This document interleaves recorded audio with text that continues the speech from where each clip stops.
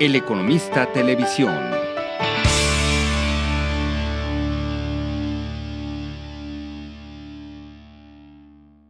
Mi nombre es José Luis Grosvenor, director comercial del periódico El Economista, y vamos a entrevistar a Mario, que viene a compartir con nosotros sus experiencias, su desarrollo y su conocimiento en lo que es realidad virtual y 3D. Mario, welcome to Mexico City. Thank you very much. It's wonderful to be here. We think about 3D virtual reality. I know you are the expert in that issue. And first of all, I'd like to ask you about the whole technology. Not exactly the details, only the growth of the technology. Yes. I saw different brands like Samsung. Yes. Like here in this event, Hennessy has a stand with virtual reality. They do. How is the growth of the technology, or how is the growth about different companies in the world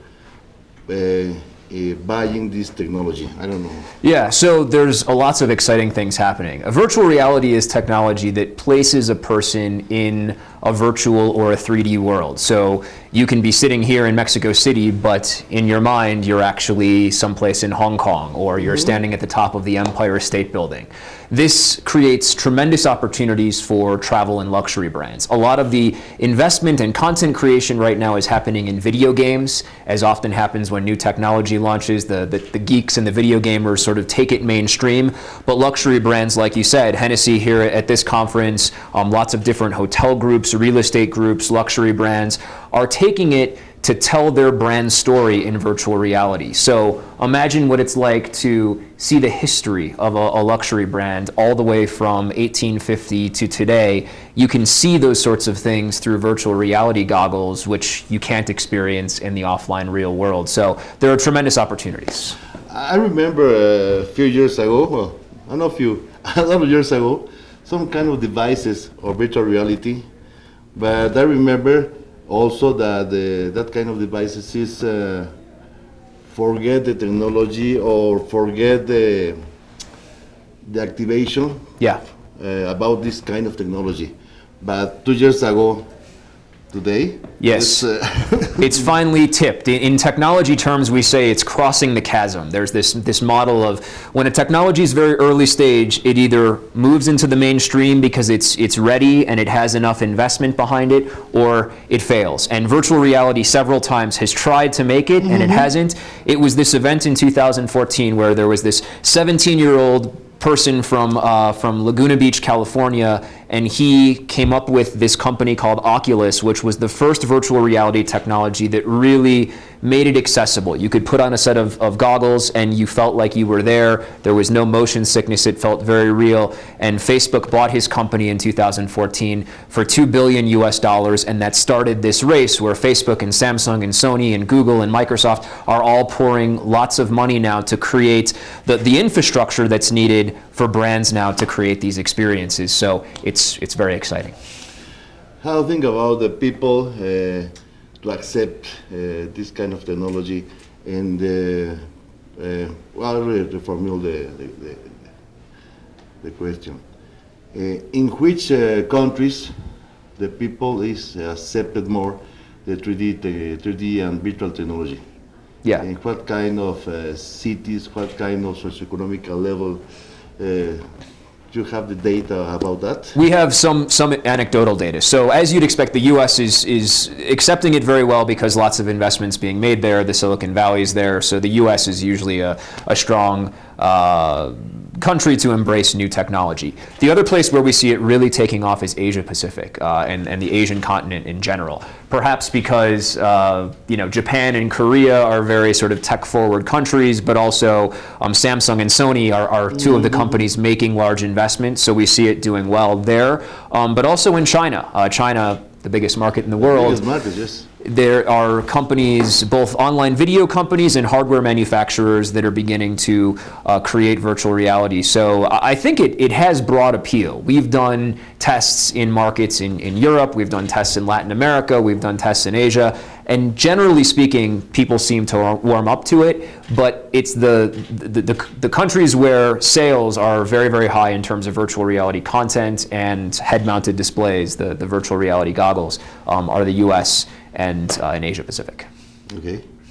And the last question, I don't know if we have time. Okay, the last question is which kind of companies buying this technology like sponsors, not like to developers, like sponsors?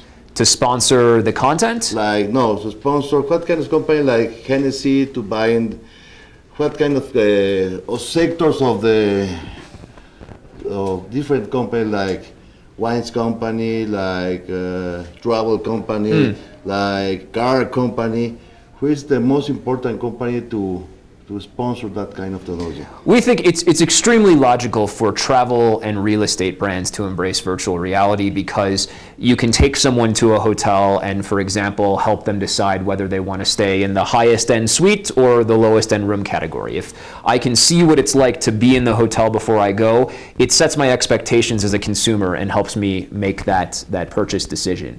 And so real estate, same thing. We've got, very wealthy Russian individuals who want to tour a penthouse in Manhattan, and they don't want to leave Russia. They want to see what it's like remotely to be in one of these places from far away. So places and spaces, we think this is a logical application for virtual reality. But I think for traditional luxury brands, the retail brands, the fashion brands, the automotive brands, they all have such fantastic stories to tell. And at its core, virtual reality is a storytelling medium. It helps connect with the consumer in an emotional way where they can see what it's like to be in your car. They can see what it's like to experience the history and the heritage of a family-owned brand. And these things are incredibly powerful. There has not been a medium that has enabled luxury brand marketers to tell stories in the way that VR is doing, and I think the opportunities are really incredible. Okay, well, thank you very much. Anything you tell us about 3D? Anything more to tell us? For Mexico market? The other thing that's happening, and it's related to virtual reality, is augmented reality. So virtual reality is you put on a set of goggles and you go someplace totally different. Augmented reality is you can be wearing a set of glasses just like this, and I can, for example, look at say a wine shop, and I can see the Wine Spectator rating of every bottle overlaid on top of it just using a set of glasses. So this technology, which is not about taking you outside of your world, but about blending information and useful facts into what you see, also has huge potential. It's a little bit earlier stage than virtual reality, but you'll be hearing a lot about augmented reality as well in the next few years to come. Only with the glasses? I remember Google Google Glass. Huh? Yeah, Google Glass tried, and it didn't work. It was a little bit like the first time. There were some concerns around privacy and things like that, which needed to get fixed. But in the same way that virtual reality tried once or twice and now is going big, there are huge investments being made in augmented reality, and most of the technology analysts believe that augmented reality will be even bigger than virtual reality. It's just going to take a little bit longer before that opportunity comes together. Well, that kind of technology is very important for the media groups. Absolutely. Like economics. Absolutely. Yeah, it's really exciting.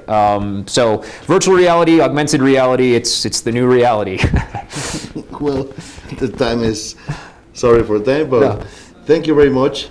We need to, in the Economista newspaper, we need to have more information about 3D.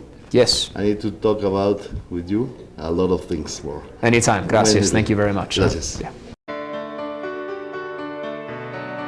El Economista Televisión.